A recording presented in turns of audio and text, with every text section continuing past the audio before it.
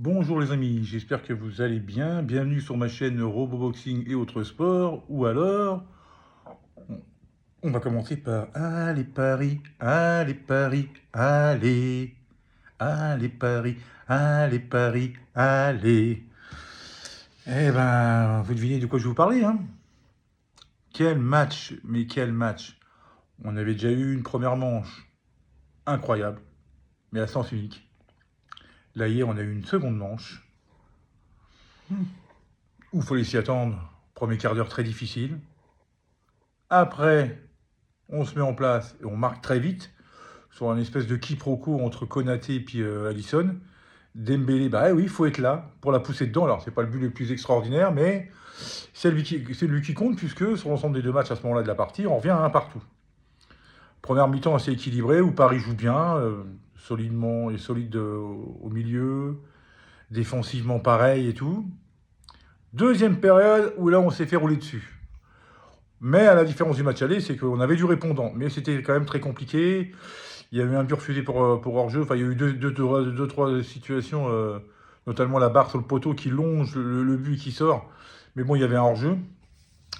Là, j'ai commencé à me dire, ouh, ça va être compliqué. Il ne faudrait pas qu'on encaisse un but dans la fin de deuxième mi-temps, auquel cas on serait éliminé et tout.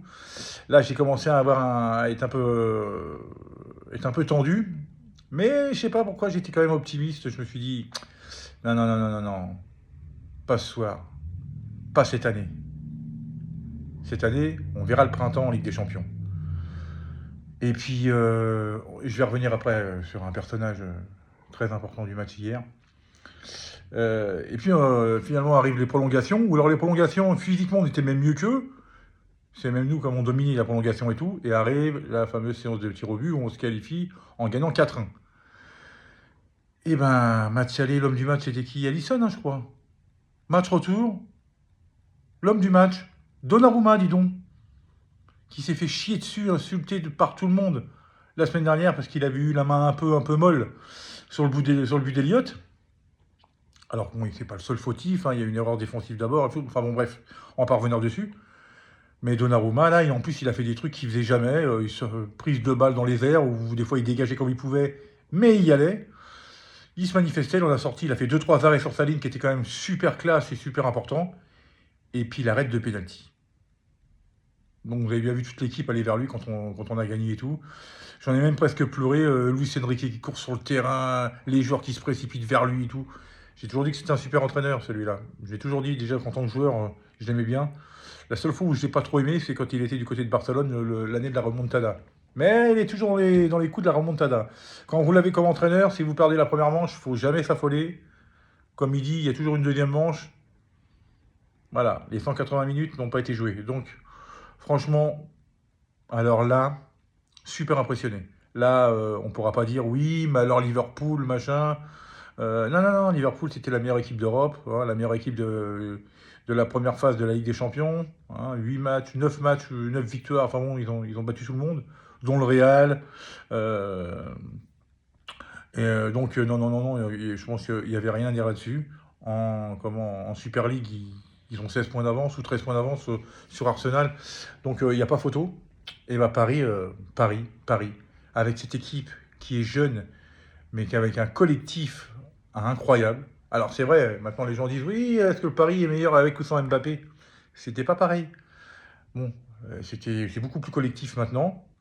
Il y a on va dire qu'il y a peut-être une meilleure ambiance parce que bon, Mbappé, c'était la tête de gondole, fallait jouer pour lui, tout ça.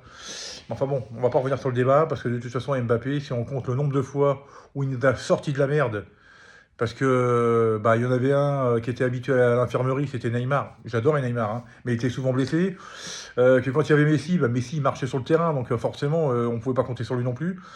Donc je pense que Mbappé, sur les 7 ans qu'il a fait à Paris, je pense que c'est un bilan beaucoup plus que positif. De toute façon, il a le meilleur buteur de l'histoire du club. Mais bon, je veux dire par là, rappelez-vous les matchs contre Barcelone, contre le Bayern, contre Madrid, même si on avait été éliminé en 2022, mais les deux buts, c'est lui qui les met. D'ailleurs, je me rappelle d'un youtubeur qui s'appelle Sacha Benita, à la fin du match aller contre Madrid, au parc, quand il met un but dans la dernière minute. tout le monde voulait lui acheter l'Arc de Triomphe, les Champs-Élysées, tellement voilà, c'était le sauveur et tout ça. Donc je crois que c'est plus un débat qu'il faut avoir. Bon, de toute façon, le débat aura toujours lieu. Maintenant, là, il n'y a plus de stars, c'est que des petits jeunes, tout le monde joue pour tout le monde, et c'est vrai, hein, dès qu'il y en a un qui perd le ballon, il y en a deux autres qui viennent l'aider. Enfin, il y a une cohésion et il y a une logique dans leur jeu et tout qui est vraiment incroyable. Et maintenant, la question est, quelle est l'équipe qui va pouvoir sortir Paris? Ah, ah. Parce que là, alors, faut passer aux apparences, hein, apparemment, en quart de finale, ça sera ou Bruges ou Aston Villa. Bon, c'est plus parti pour que ce soit Aston Villa, parce que je crois qu'ils ont gagné le match aller 3-1, et je crois même que c'était en Belgique. Donc, ce sera encore une équipe anglaise, bon, ok, hein, je pense qu'il faudra pas les prendre de haut, hein, il faudra y aller. Mais pour une éventuelle demi-finale contre le Real Madrid, ça serait du très beau, du très très beau. Faut-il encore que le Real passe ce soir contre l'Atlético, et après, contre Arsenal. Parce que bon, Arsenal, ça sera Arsenal, hein, ils ont gagné 7-1 à Eindhoven, je vois pas Arsenal prendre 7 buts chez eux.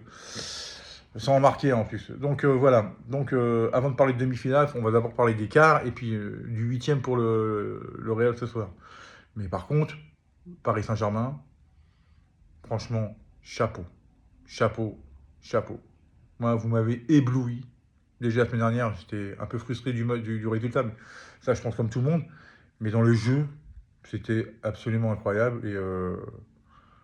Et puis, il n'y a rien à dire. Il n'y a rien à dire, même sur l'ensemble des deux matchs. Même à la mi-temps, après la mi-temps, hein, s'il y a 3-0 pour le PSG, c'est pas hold-up. Hein, il y a encore Alisson. Il y a Dembélé qui pousse trop loin son ballon, Barcola qui rate une occasion. Bon, oui, ça peut faire 2-3-0 à la mi-temps pour Paris. Bon, ils sont pas marqués. En deuxième mi-temps, ça aurait pu aller dans l'autre sens aussi. Sauf que eux, ce coup-ci, c'est eux qui sont tombés sur un excellent Donnarumma. Et bah ouais, ça n'arrive pas qu'aux autres.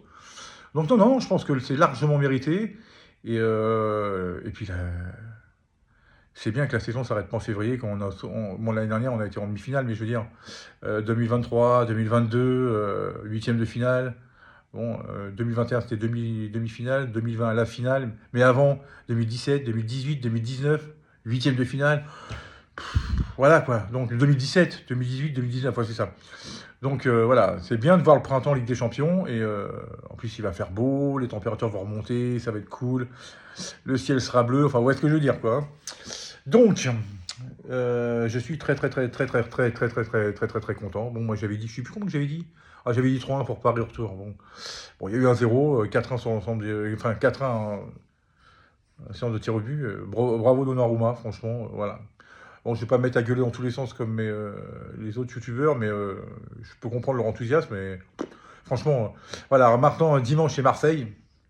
J'ai peur que Marseille prenne une rouste, hein, prenne une rouste de chez rouste, parce que vu l'enthousiasme des joueurs parisiens et puis la réussite qu'ils ont, enfin la réussite dans les, comment on appelle ça, les enchaînements de résultats qu'ils ont, franchement, j'ai un peu peur pour les Marseillais. Mais enfin bon, après, parce que si on gagne contre Marseille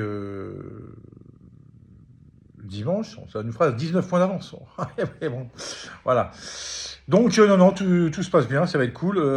Donc, hâte de voir maintenant ce soir Real Madrid contre l'Atlético. Enfin, l'Atlético, puisque le match aller était au Santiago Bernabéu. Ouais, je pense que le Real va passer parce qu'ils vont faire un match sérieux. Ça va être difficile parce que l'Atlético va nous rentrer dedans, mais je vois le Real passer. Je sais pas, pareil, 1-2-1 comme à l'aller. Bon, voilà les amis, bah écoutez, on se retrouve demain pour le débrief de ce huitième de finale retour. Et puis, je vous souhaite une très bonne après-midi à toutes et à tous. À bientôt pour une nouvelle vidéo. Et d'ici là, prenez bien soin de vous. Allez, ciao.